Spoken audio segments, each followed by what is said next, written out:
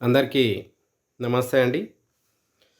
ఈరోజు సుందరయ్య విజ్ఞాన కేంద్రం దగ్గర ఏఐఆర్టీడబ్ల్యూఎఫ్ మరియు సిఐటియు డ్రైవర్ సంఘాలు కేంద్ర ప్రభుత్వం తీసుకొచ్చిన ఈ హిట్ అండ్ రన్ కేసులో డ్రైవర్లపై 10 సంవత్సరాల జైలు శిక్ష, 7 లక్షల జరిమానా విధించాలని చెప్పేసి కొత్త నిబంధనలు తీసుకురావడం జరిగింది.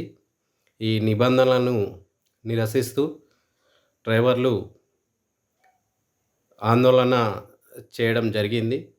సో వారి ఆందోళనలో రూపాయి ఉద్యమం తరపున నేను కూడా పాల్గొనడం జరిగింది. సో ఈరోజు తీసుకొచ్చిన ఈ కొత్త నిబంధనతో మరి డ్రైవర్లు చాలామంది మనోవేదనకు గురి అవుతున్నారు. వాళ్ళు విధులు కూడా ముందు వారి విధులు సక్రమంగా నిర్వర్తించాలంటే మనోధైర్యాన్ని కోల్పోయిన డ్రైవర్లు వారి విధులలో ఇంకా అపశృతులు జరిగే అవకాశము ఉంటుంది. ఎప్పుడైతే ఒక బార్డర్లో సైనికుడు అనునిత్యము ఎంత అప్రమత్తతతో ఉండి తన విధులు నిర్వహిస్తారో ఒక సైనికులు, అదే విధంగా కూడా మరి డ్రైవర్లు అనేవాళ్ళు కూడా వారు డ్యూటీ ఎక్కగానే వారు కూడా ఒక సైనికుల మాదిరిగా ఎంతో అప్రమత్తతతో ఉండి వారి విధులు నిర్వహించినప్పుడే మరి వెహికల్స్ అనేవి భద్రంగా గమ్యస్థానాలకు చేర్చే బాధ్యత ప్రతి డ్రైవర్ పైన ఉంటుంది. అలాంటి డ్రైవర్లకు మనోబలాన్ని పెంపొందించే విధంగా ప్రభుత్వ నిబంధనలు ఉండాలి, కానీ వారి మనోధైర్యాన్ని ఇంకా దిగజార్చే విధంగా ఆందోళనలు వారి పెంచే విధంగా ప్రభుత్వ నియమ నిబంధనలు అనేటివి ఉండడం వల్ల వారి మనోవేదన ఇంకా ఎక్కువ కలత చెంది ఇంకా అనేక అపశృతులకు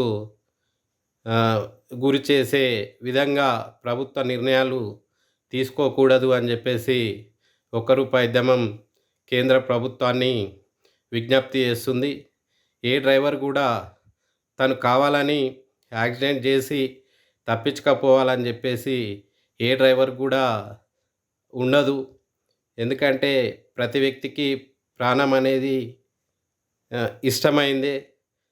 తన ప్రాణం ఎంత విలువైందో ఎదుటి వాళ్ళ ప్రాణం కూడా అంతే విలువైందిగానే భావిస్తారు ప్రతి డ్రైవరు. కనుక ఈ డ్రైవర్ల పట్ల మీరు తీసుకుంటున్న ఈ కొత్త నిబంధన వారి మనోవేదనను పెంచే విధంగా ఉంది. కనుక మానవత్వంతో కేంద్ర ప్రభుత్వం ఆలోచించి ఈ నిర్ణయాన్ని తక్షణమే రద్దు చేయవలసిందిగా కేంద్ర ప్రభుత్వాన్ని రూపాయి ఉద్యమం విజ్ఞప్తి చేస్తూ ఉంది. వారికి మనోధైర్యాన్ని కలిగించి వారి విధులను సక్రమంగా నిర్వర్తించుకునే విధంగా వారికి అండదండలు ఇచ్చినట్టయితే వారి డ్యూటీని వారి విధులను వారు సక్రమంగా నిర్వర్తించి ఎలాంటి ప్రమాదాలు జరగకుండా సేఫ్గా గమ్యస్థానాలకు అటు సరుకులనే కానివ్వండి, ఇటు వ్యక్తులనే కానివ్వండి సేఫ్గా జారవేసే సౌకర్యవంతమైన అవకాశము డ్రైవర్లకు కల్పించాలని చెప్పేసి కేంద్ర ప్రభుత్వాన్ని కోరుకుంటుంది రూపాయి ఉద్యమం. నేను మీ గుజ్జుల రామచంద్రారెడ్డి. నమస్తే అండి అందరికీ.